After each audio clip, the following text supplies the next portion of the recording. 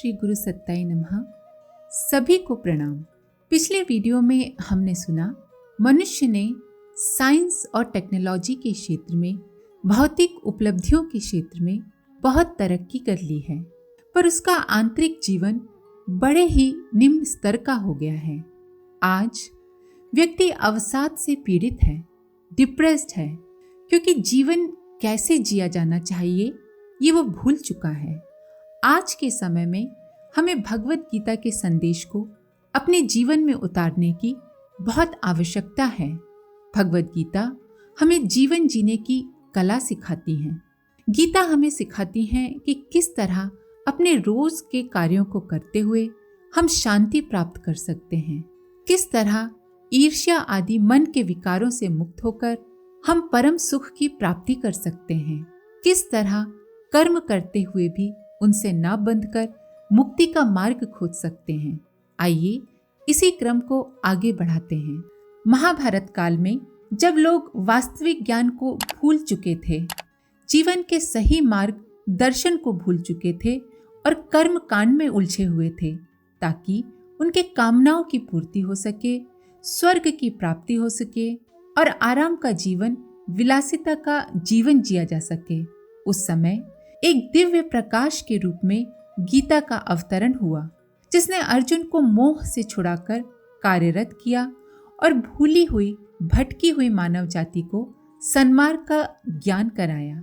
गीता में बताया गया है कि मानव जीवन का लक्ष्य कर्म कांड में वर्णित सकाम कर्मों द्वारा कामनाओं की पूर्ति करना नहीं है। कामनाओं के परिणाम स्वरूप जन्म मृत्यु के बंधन में बंधे रहना नहीं है, बल्कि मानव जीवन का लक्ष्य है योग। मानव जीवन के इस लक्ष्य को निष्काम कर्म या अकर्म द्वारा ही प्राप्त किया जा सकता है। योग का अर्थ है मिलन, बूंद का सागर से मिलन, किरण का सूर्य से मिलन, मनुष्य की आत्मा का उस परमात्म तत्व से मिलन जिसको ब्रह्म कहते हैं और जो इस सृष्टि का आदि और अंत है। और इस लक्ष्य को निष्काम कर्म या अकर्म द्वारा ही प्राप्त किया जा सकता है। वह दृश्य देखते ही बनता है जब नदी सागर में विलीन होकर अपना अस्तित्व खो देती है। आत्मा और परमात्मा का मिलन भी ऐसा ही परम आनंददायक है, जिसकी तुलना किसी अन्य सांसारिक सुख से हो ही नहीं सकती, जिसको पाकर संसार के सारे सुख फीके पड़ जाते हैं, जिसको पाकर सदा के लिए दुखों से निवृत्ति हो जाती है। उस योग का सीधा और सरल उपाय गीता में बताया गया है, वो है निष्काम कर्म, अर्थात कर्म द्वारा सांसारिक उपलब्धियों की इच्छा न करके कामना रहित, आशा रहित, राग रहित, अहंकार रहित और भय रहित होकर अपने स्वभाव के अनुसार कर्म करना और फल परमात्मा को समर्पित कर देना। कर्म करने के लिए मनुष्य विवश है। हर समय कोई ना कोई कर्म मनुष्य से होता ही रहता है। अगर कोई मनुष्य चुपचाप बैठा हुआ भी है तो भी आंखों को खोलना, आंखों को मीचना, ये भी तो कर्म ही हुआ ना। तो कर्म करने के लिए मनुष्य विवश है, पर कर्म बंधन से छूटने के लिए, अपनी चिंतन प्रणाली में, दृष्टिकोण में परिवर्तन करने के लिए वो स्वतंत्र है।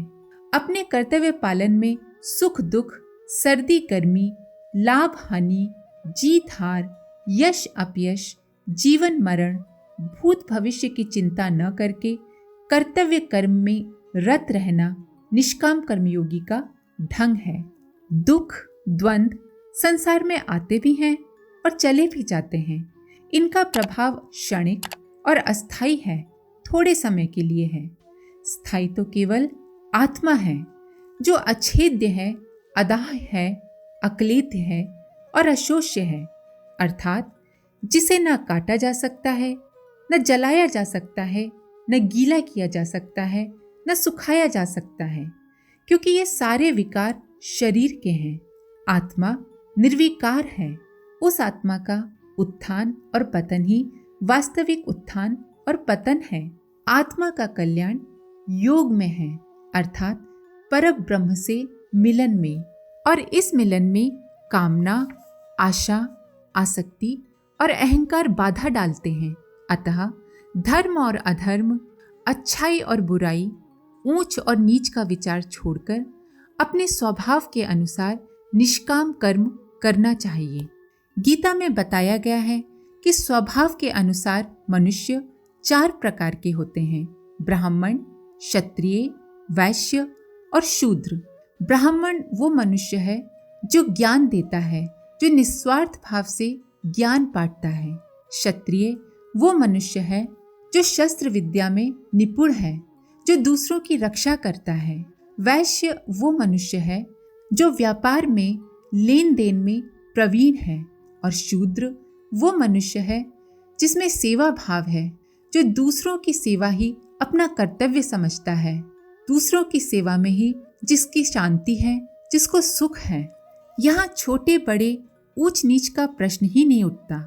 यदि सभी लोग अपने अपने स्वभाव के अनुसार कार्य करते रहें तो समाज की व्यवस्था स्वाभाविक और सुचारू रूप से चलते रहने में कोई संदेह नहीं होगा। अब बात करते हैं कि गीता में भगवान ने किस योग को प्रमुखता दी है। कुछ विद्वानों के अनुसार गीता में कई योगों का, कई मार्गों का प्रतिपादन है, जिनमें मुख्य हैं कर्म योग, ज्ञान योग और भक्ति योग। परंतु ऐसा भी नहीं है। युद्ध क्षेत्र में जब अर्जुन की बुद्धि अपने लिए मार्ग ढूंढने में असफल रही तो दूसरे अध्याय में उन्होंने भगवान श्री कृष्ण से मार्गदर्शन की प्रार्थना की।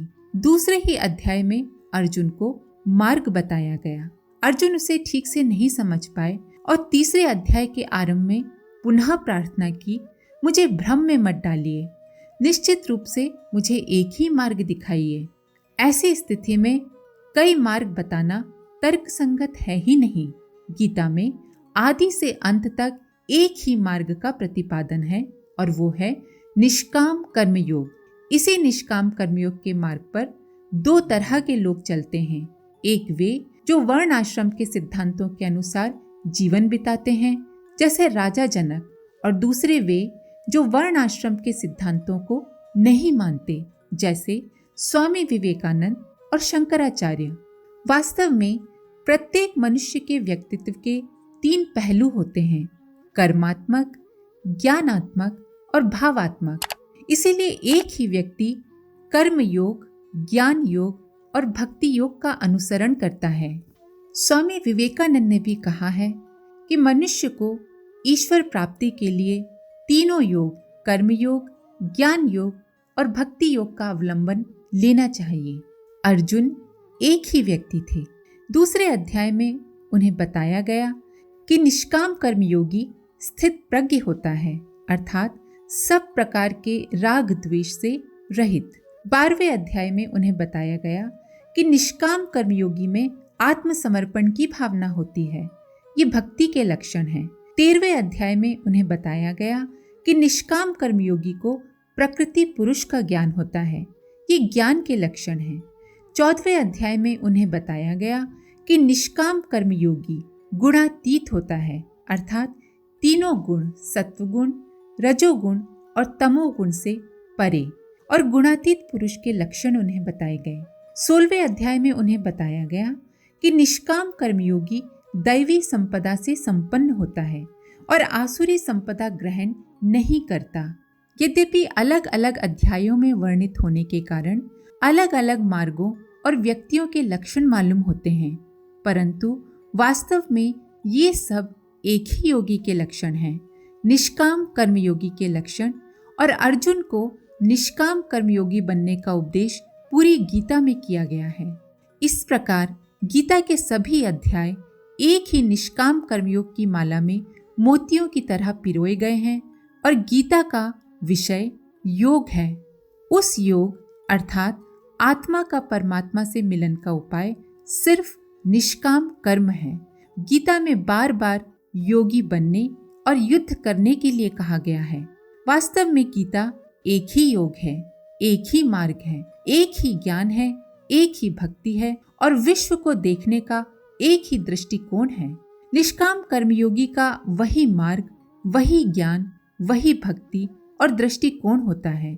उसी मार्ग का अनुसरण करने के लिए मानव मात्र का आवाहन किया गया है। ये मार्ग सबके लिए खुला है। कोई पापी या दुराचारी ही क्यों ना हो, इस मार्ग का अनुसरण करके पवित्रात्मा हो जाता है। गीता एक ऐसे समाज की कल्पना करती है जिसमें प्रत्येक मानव को स्वतंत्रता और समानता का अधिकार है। मनुष्य और मनुष्य के बीच धर्म, जाति, वर्ण, लिंग और धन की दीवारें नहीं हैं। प्रत्येक मानव अपने स्वभाव के अनुसार अनासक्त और निष्काम होकर मानव जाति की सेवा में लगा रहना अपना कर्तव्य समझता है तथा अकर्मण्यता, आलस्य और असुरता को बुरा मानता है। उसकी अपनी निजी कामनाएं या आवश्यकताएं नहीं हैं। समाज की प्रगति और संपन्नता ही उसकी प्रगति और संपन्नता है। इस प्रकार के समाज का निर्माण करना प्रत्येक व्यक्ति का कर्तव्य है। इन्हीं तथ्यों पर प्रकाश डालना और उन्हें अपनाने के लिए जन साधारण को प्रोत्साहित करना गीता का उपदेश है। इसी को गीता का अनासक्त कर्मयोग कह सकते हैं। कर्म ही वो केंद्रीय धुरी है जिस पर इस सृष्टि का गति चक्र अविराम घूम रहा है।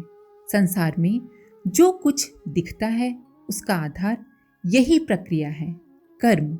इस संसार में कर्म के बिना अपना अस्तित्व बनाए रह सकना प्रायः असंभव है। जीवित रह सकें इसके लिए कर्म आवश्यक ही नहीं, अनिवार्य भी है।